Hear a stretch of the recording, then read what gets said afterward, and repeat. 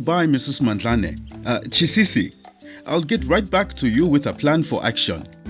Please, Fanaka, we must persuade my husband that our child is far too young to get married. Another case of child marriage, Bahati. Another man wants to marry a young girl who is barely 14, her entire life and potential ahead of her. We promote a simple message that girls should wait to wed if they can, that they should be allowed to make that choice themselves, but it feels like it will never be heard. It might, with the right framework and participation. Let's look at the SADC Model Law on the eradication of child marriage and see what we can do for her. I like the term model law.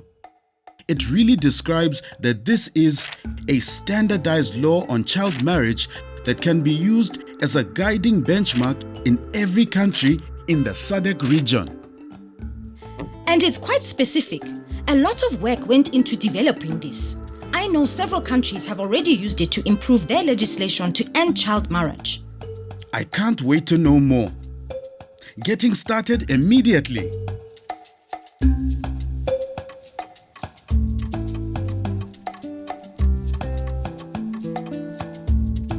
Have you been working all night? Thank you.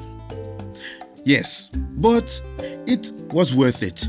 I think I can sum up the contents for you, Miss Graduated First in a Class. Come on then, let's hear it. First, it sets out the basic rights of a child and how to ensure that they are realized. Exactly, because child marriage is a violation of human rights and girls are the worst affected. The law must protect them from getting married as children. It also needs parents, faith leaders, and community members to work together to end child marriage. I won't allow her to get married. Surely you, Father, must agree she's much too young. Surely you must all agree. Then we have provisions for the prohibition of child marriage and how existing child marriages can be revoked in certain circumstances. I'm free. The model law also proposes measures to prevent child marriage, like verifying the age of a child through a birth certificate if you suspect they're younger than 18 before letting them get married. I see. And what about children who are already caught in such a marriage, who couldn't or didn't wait to wed? That's the next point. The law has guidance on how to mitigate the harmful effects of child marriage. Nice. There's more.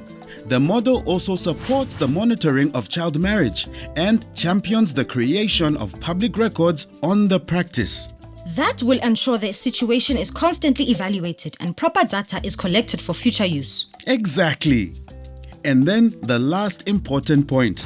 The model law establishes measures for enforcement and compliance. Very important, because we know a law may be fantastic on paper, but what matters is how it is enforced. The onus cannot be only on the girl to choose to wait to wed. It must be accepted society-wide. Well, I must say, I'm impressed. I feel that wait to wed is coming into focus so strongly now. Yes, no more lip service, only action.